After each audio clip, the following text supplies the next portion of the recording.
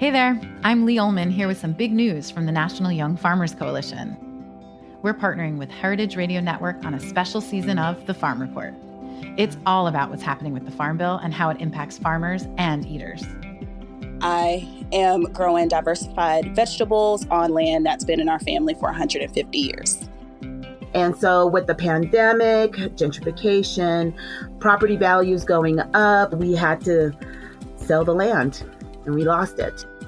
Join us as we uncover the untold stories behind this massive piece of legislation that shapes how we grow our food, what we eat, and so much more.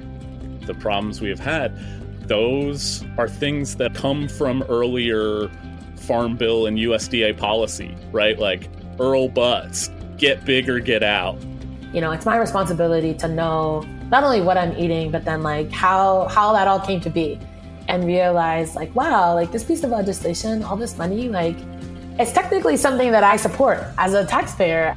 While Congress debates the next Farm Bill, this is not just an invitation to listen. It's a call to action. Be part of the conversation. Subscribe to the Farm Report on Heritage Radio Network, wherever you listen to podcasts. Hearst Ranch is a proud sponsor of the Heritage Radio Network. Learn more about Hearst Ranch at HearstRanch.com.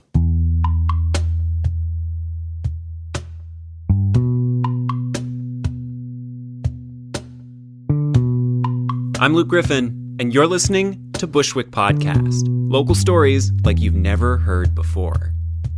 Each week, we take you behind the scenes of the artists, activists, and entrepreneurs whose journeys collide in Bushwick, a special Brooklyn neighborhood that's changing faster by the day. As we touched upon in previous stories, like last week's episode, Big Humble, Bushwick has never had a more dynamic food scene. It's not a stretch to say that in a city known as one of the culinary capitals of the world, Bushwick has emerged in these last few years as one of the most essential places to eat, not just in Brooklyn, but anywhere. Chefs have long been drawn to New York as one of the industry's true proving grounds, and today, many are drawn to Bushwick as the city's next great culinary community. This week, we're stepping into the journey of one of those chefs. I almost cried. Like I gave the guy a huge hug, and I saw the flames on my stoves turned on, and I was just blown away by the heat. And I called everybody I knew that day, and I said, everybody come to Otis tonight. We're not open, but I'm cooking, and I ran over to the grocery store and bought a ton of stuff and created a menu for everybody to eat. It was just awesome. It's Thursday, May 16th, and this episode is called Bones Deep.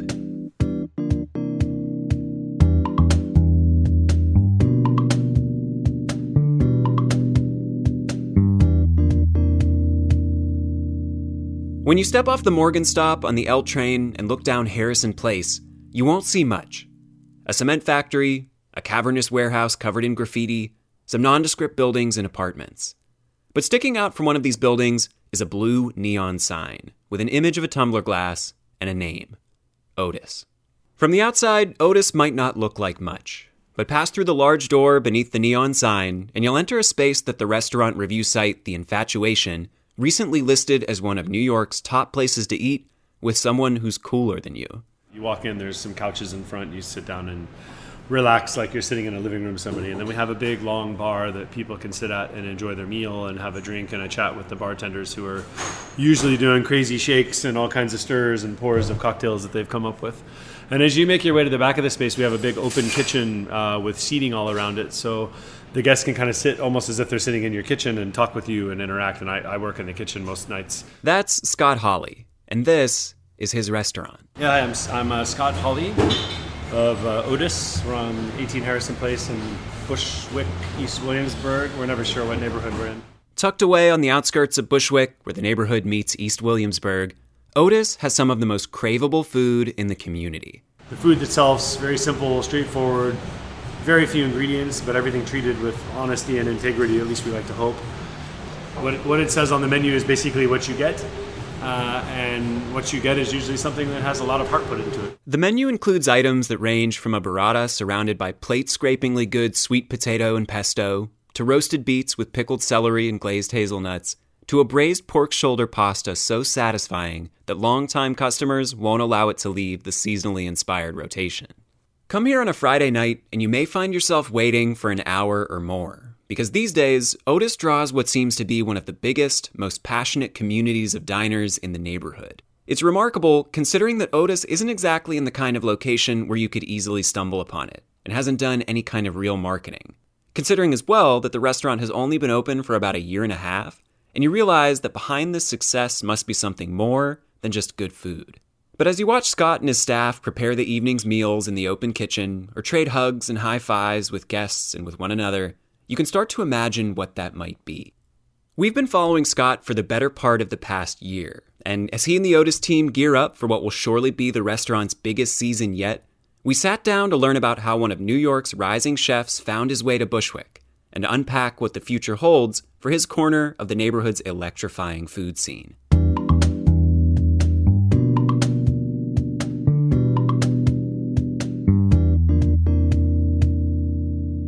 Scott was born in California and grew up in cities along the West Coast. Like many future chefs, he learned an early affection for food from his mother and his grandmother. More than anybody, they probably played the biggest influence. I'm probably not the first person to say that either, that's become a chef, but I think it all starts off at a really young age. Most people wouldn't decide this on their own because it can be torturous. Torturous career path to take unless you're up for the long hours and the dedication and all that stuff to the craft. But yeah, my mother and my grandmother, especially putting me in front of the stove when I was a child, standing up on a chair, whisking eggs or stirring the pot of stew or whatever it might have been, really triggered me into figuring out that I wanted to be a chef one day. As a teenager, Scott worked at a pizza place that his family owned, but when he finished high school, he wasn't thinking of food as any kind of potential career path. As he describes it now, he was fairly directionless and spent a couple of semesters at college unhappily exploring different options. That all changed when a friend recommended that Scott try culinary school instead, and at Le Cordon Bleu in Scottsdale, Arizona, Scott realized that he'd found his calling. Once I got involved in that was it. I was in it like bones deep. I just really loved it. I loved everything about it. After he earned his culinary degree, Scott worked at restaurants up and down the West Coast in cities from Seattle to San Francisco, where he worked for world-renowned chefs like Daisley Gordon and Jeremiah Tower, who helped shape his early culinary identity. And at each place, I was either in a chef position or working underneath a team of very creative and aspiring people. So that's kind of where I found my inspiration, I guess, to create a style of food, which is something that kind of you're always changing and evolving with.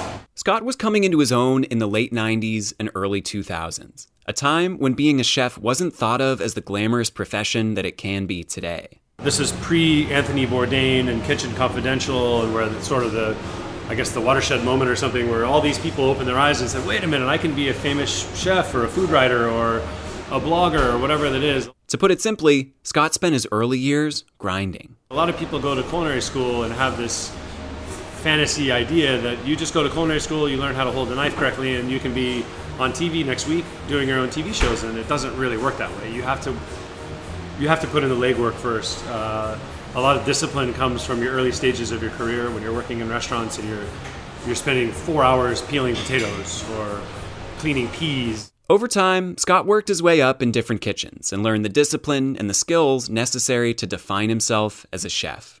And after nearly a decade of cooking on the West Coast, Scott felt ready for a new challenge in a new place. I think like every young and aspiring chef, at least, we all kind of dream of living and working in New York and testing ourselves. And so, around early 2008, Scott moved to New York City and soon landed an extraordinary opportunity, cooking at the restaurant 11 Madison Park under the legendary chef Daniel Hume.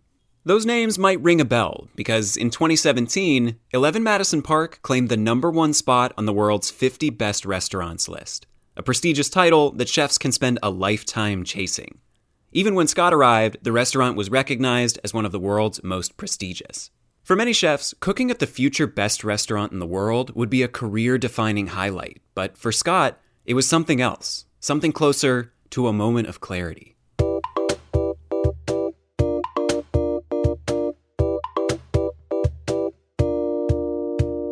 At 11 Madison Park, Scott learned an entirely new level of discipline, spending hours, as he puts it, manipulating just 1 or 2 ingredients to perfection. And as he grinded away 80 or more hours each week in the kitchen, he saw 2 paths emerge before him. He could continue down the road at places like 11 Madison Park and submit himself fully to the craft of ultra-fine dining, at the expense of much of a life outside the kitchen. Or he could step outside the world of the elite awards circuit and find something more balanced. Ultimately, he chose the latter. So I wanted to kind of enjoy what New York had to offer and not be crammed into a kitchen 80 hours a week. So that's why I think I did take the decision to leave 11 Madison Park, was to kind of experience other things besides just standing in a hot kitchen for 16 hours a day. Outside the kitchen, Scott wanted a life. And just as critically, inside the kitchen, Scott wanted the freedom to cook, not just obsess over a handful of ingredients. So I found other work, various small neighborhood type restaurants. I found that I really enjoyed having the creative freedom at those places, having a social life outside of that, and having what I actually did make a really big difference in people's lives. Scott loved being close with his diners, seeing the way that his meals could lift spirits and bring people together. He spent the next couple of years working in smaller kitchens, and around 2010, he joined a group of owners to open a restaurant called the Bluebell Cafe in Manhattan. There, he was a chef in the way he wanted to be a chef, and his hand was in everything from the meals to the kitchen's operations to the overall dining experience. I helped design the kitchen, helped design the menus, helped do the build-out, did all the hiring of staff, went through all the training processes, and basically just orchestrated from start to finish the whole design element of the kitchen. He worked with the same owners to help reopen another restaurant, the Paris Cafe, and for several years, life was good. Scott worked back and forth between the two restaurants and gradually moved into more of a managerial role where he trained new chefs and helped ensure that things ran smoothly. As Scott describes it, it was easy. But eventually, Scott and his wife Michelle realized that easy wasn't what they were looking for. We decided for ourselves and for our future and the direction we wanted our lives to go that it was time to kind of give up on that cush, easygoing job that I had and really bite off a big challenge, which was finding a space, getting our finance together, designing the entire space, and then building it out, and then furthermore executing it as we envisioned it. In other words, Scott and Michelle realized they shared a dream to open a restaurant of their own. After the break, we learned what it took to make that dream into a reality.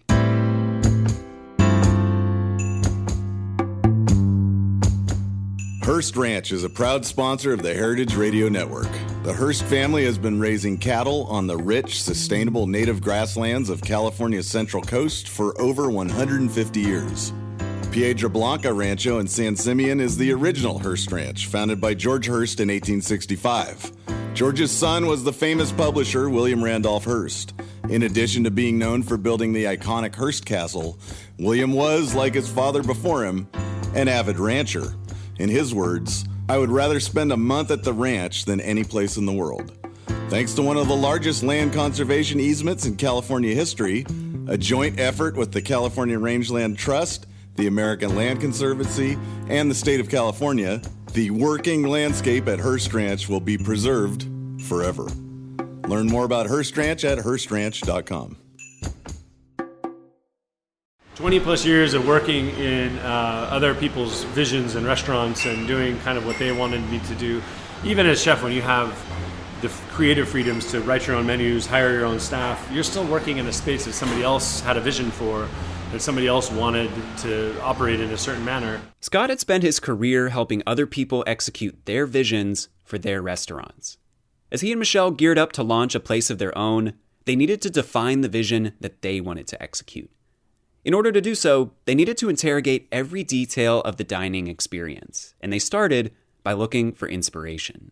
The first step in that was, I think, for many, many, many nights of her and I discussing every single speck of what we wanted.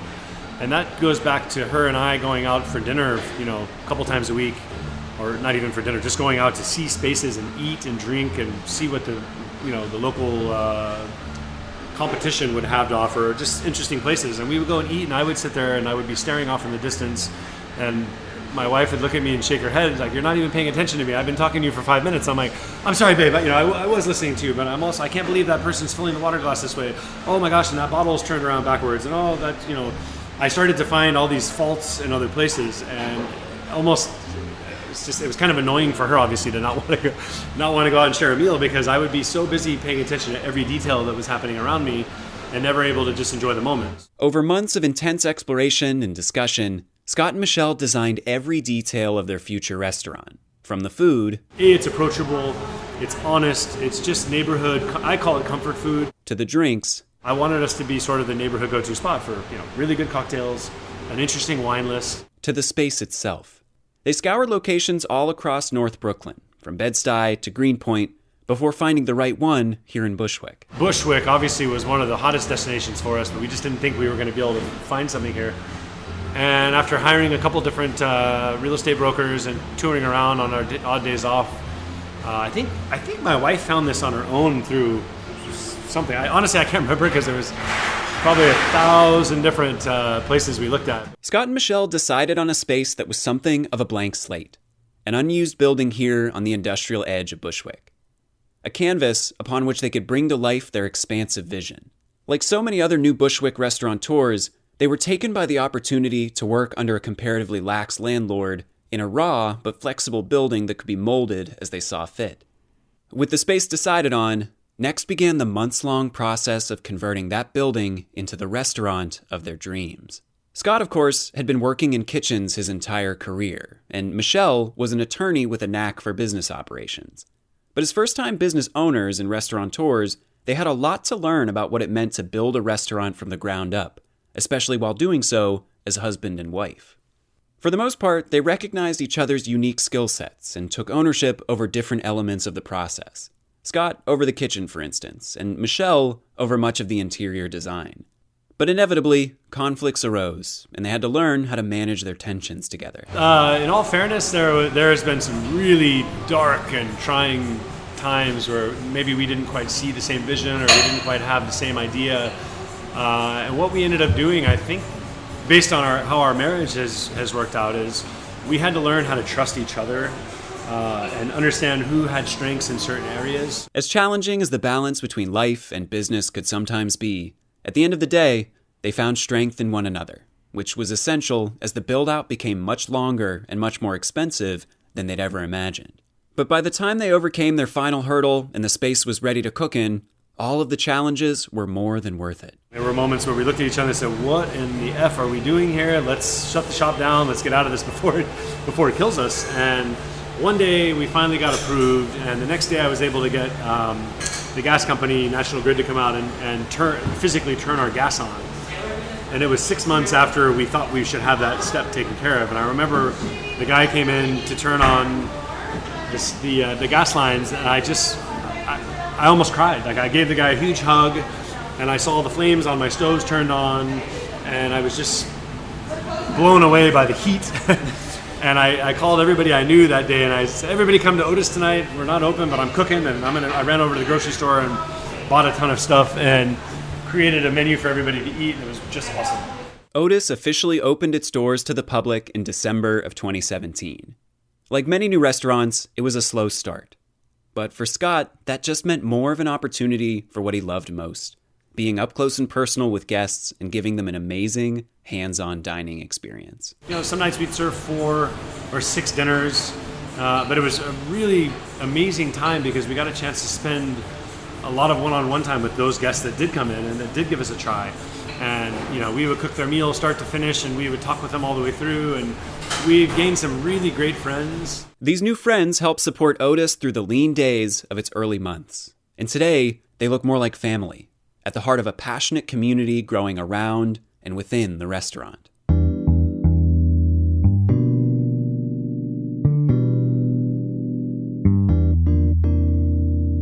So much of what Scott and the team are building at Otis revolves around people. Not just the guests, but the cooks, bartenders, and waitstaff who bring the restaurant to life.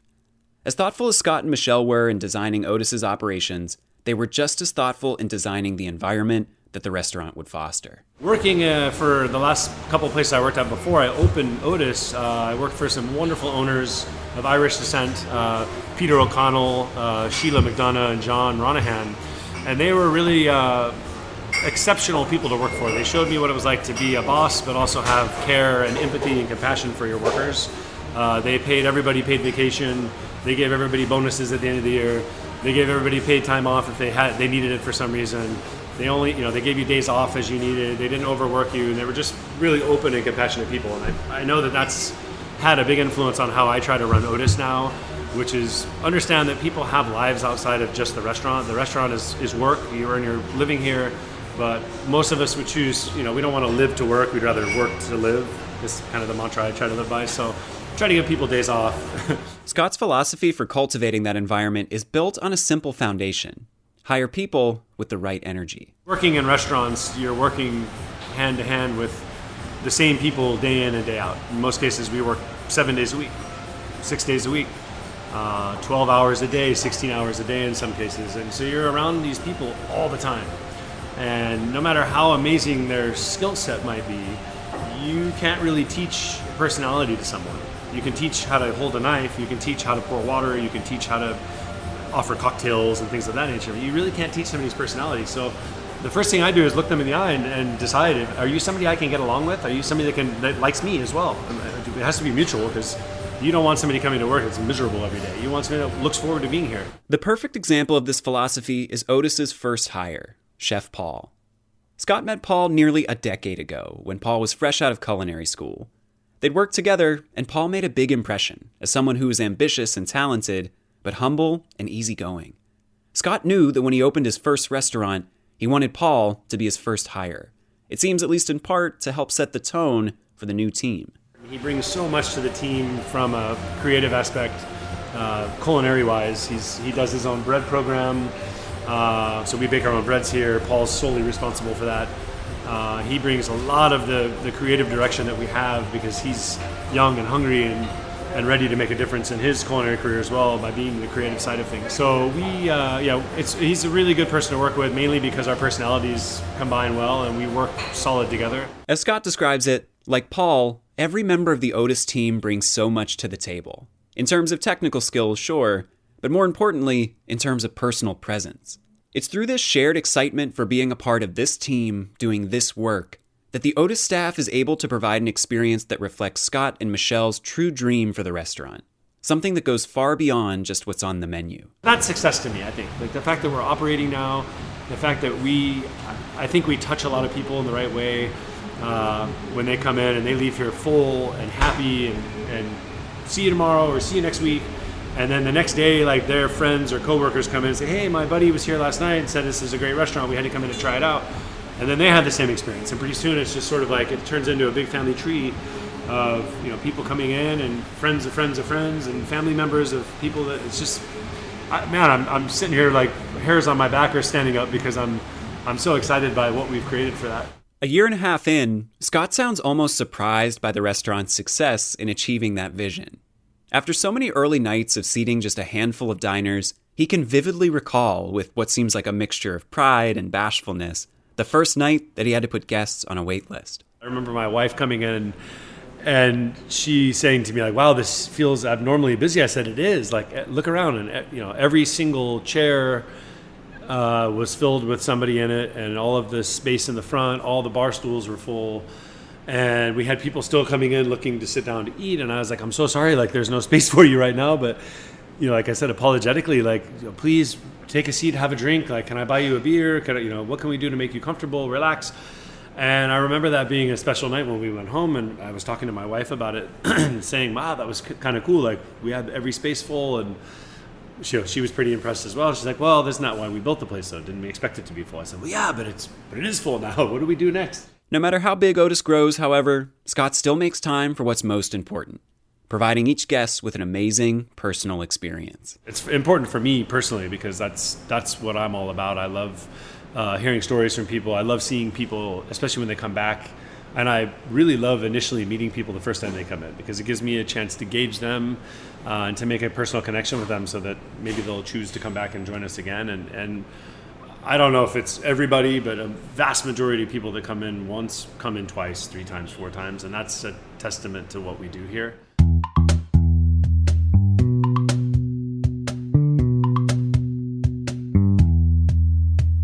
Now more than ever, Otis is cementing itself as an essential space in Bushwick. It's one of the neighborhood's true hidden gems, an up-and-coming restaurant that draws visitors from around the city. But it's also an increasingly active member of the business community here. From the beginning, Scott has received support and encouragement from nearby restaurant owners. You know, it's just amazing how supportive everybody else has been in this neighborhood. And I think instead of looking at other places as competition, you look at how you can help improve each other and how you can build on bringing more people to this area to support us all. And I think if you're doing something the right way, you're looking for everybody to be successful and to have their share of the customer base that comes in. And now, Scott is part of a growing group of business owners in Bushwick who value community over competition. I'm in a chat group with a bunch of business owners from the Bushwick area, all restaurant and bar owners, and we're constantly communicating with each other about how can we help? Can you offer me a plumber? Can you offer a locksmith? Do you have a gas connection? Do you whatever. So that's one way that I've started to interact a lot more with the business owners of the area, just on a personal level, if there's anything I can offer, extra cooks or extra bar backs or whatever it is. Otis's growing stature here is a reminder that while so much of Scott's journey has been about turning other people's spaces into destinations, Otis has become a destination unto itself. A place where fellow chefs can talk shop or just enjoy a meal. A place where new faces can become old friends.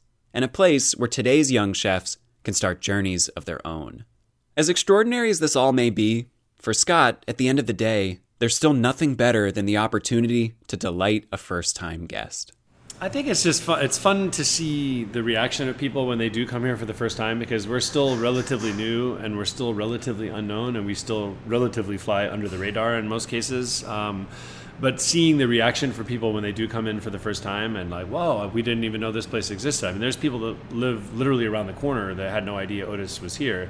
And when they do happen to come in because somebody told them on the subway or they walked down the street one day by accident or saw the light outside, and they came in and like, wow, this place is awesome. Like, what a beautiful space. And then they sit down and they have a cocktail and they're like, wow, this is an amazing cocktail. And then they have a meal and like, well, excuse me, but wow, this is...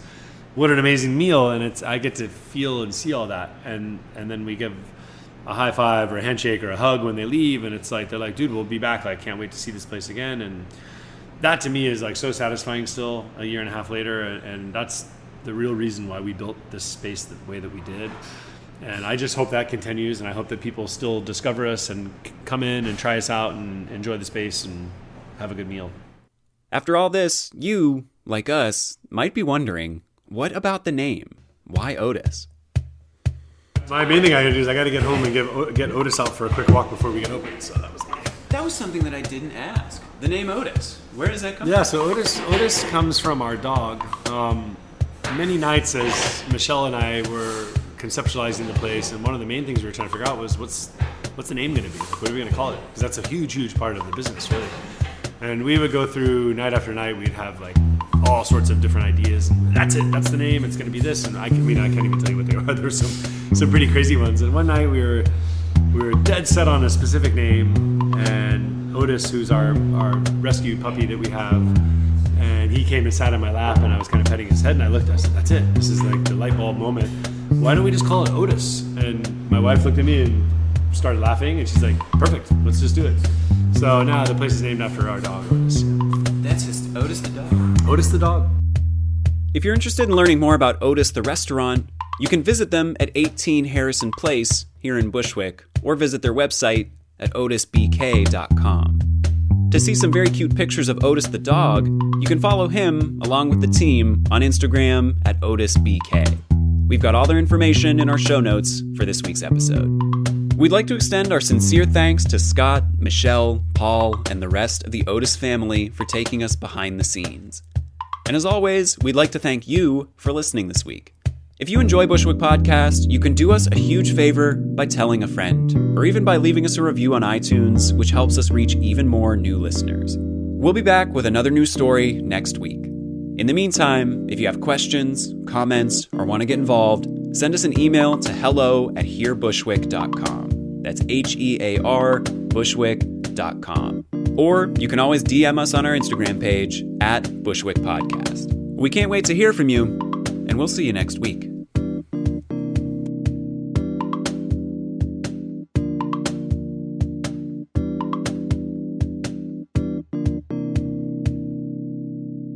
Thanks for listening to Heritage Radio Network, food radio supported by you. For our freshest content and to hear about exclusive events, subscribe to our newsletter. Enter your email at the bottom of our website, heritageradionetwork.org. Connect with us on Facebook, Instagram, and Twitter at heritage_radio. Heritage Radio Network is a nonprofit organization driving conversations to make the world a better, fairer, more delicious place. And we couldn't do it without support from listeners like you. Want to be a part of the food world's most innovative community? Rate the shows you like, tell your friends, and please join our community by becoming a member. Just click on the beating heart at the top right of our homepage. Thanks for listening.